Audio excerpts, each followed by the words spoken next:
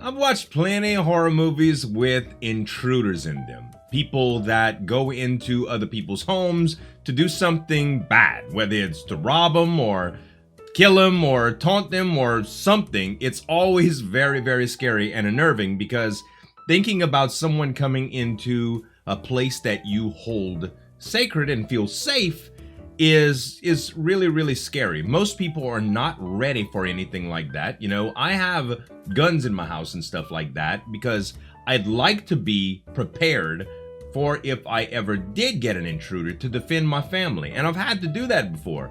And actually, that's a whole nother story to itself, but it's going to have to wait for another day. Today, we're going to be reacting to a true intruder horror story that Wansee Entertainment put together. So do me a favor, go onto his channel, click the subscribe button, click the notification bell, and if you like reaction videos like this, click subscribe on this video as well. Let's get into the story. This happened to me when I was 9 years old. Okay. My parents were divorced, so I had to stay with my dad half of the week and with my mom for the other half. Oh, that's rough. It was pretty stressful because I had to move a lot of my things back and forth. And every time they saw each other, they would argue. Anyway, God. On a Thursday, I arrived at my parents' house around 10:45 p.m. When my dad dropped me off, I noticed that my mom's car wasn't there yet, and her bedroom window was open.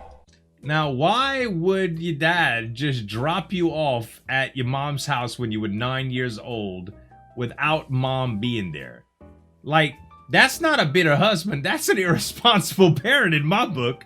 So, I know it's never easy to do, you know, the drop off thing. I've had experiences before where I had to witness some of that. And even talking with any of your exes is always uncomfortable, right?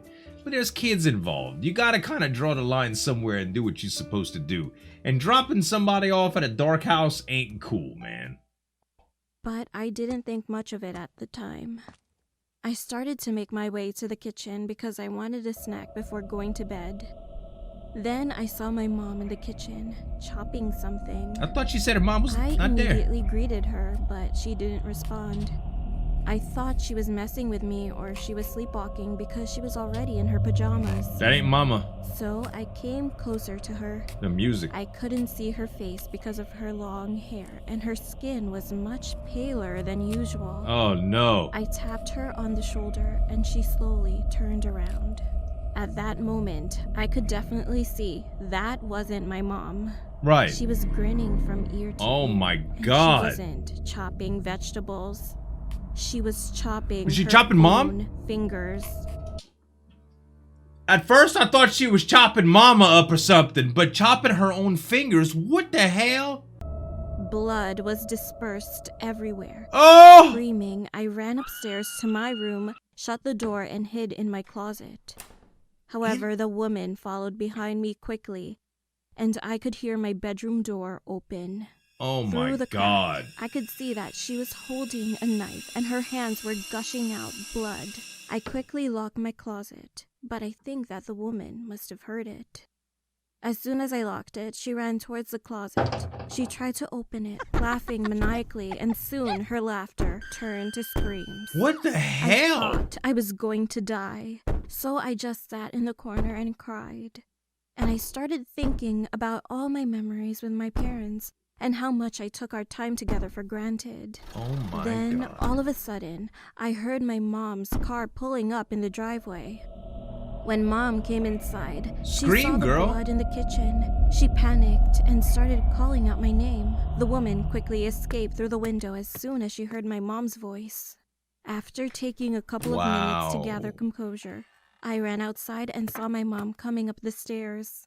Your I real gave her mom. the biggest hug I've ever given and began crying again when she asked me what just happened. After I told her everything, she called the cops and my dad. The cops arrived in less than 5 minutes and my dad came shortly after.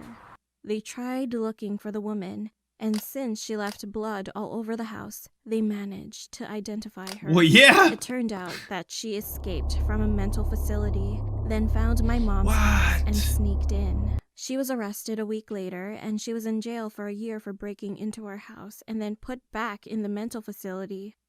Well, I haven't heard from her since. but I do hope she got the help that she needed. Dude, I gotta say, this was a little bit different than I thought it was gonna go down. Can you imagine cutting your...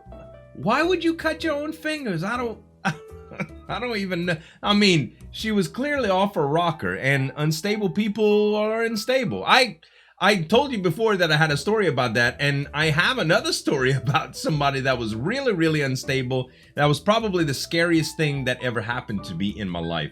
But that's gonna have to be its own story. I'm gonna be doing that sometimes this week. I'll tell y'all about it, maybe put some pictures to it and stuff like that. I think it'll be interesting. At any rate, guys, that's gonna be it for today. I hope y'all really enjoyed the story. Make sure to subscribe to Wansee Entertainment. Make sure to subscribe here if you loved the reaction. And I'll see y'all next time. Thanks so much for watching. As always, this is Zueljin signing off, and we'll see you next time.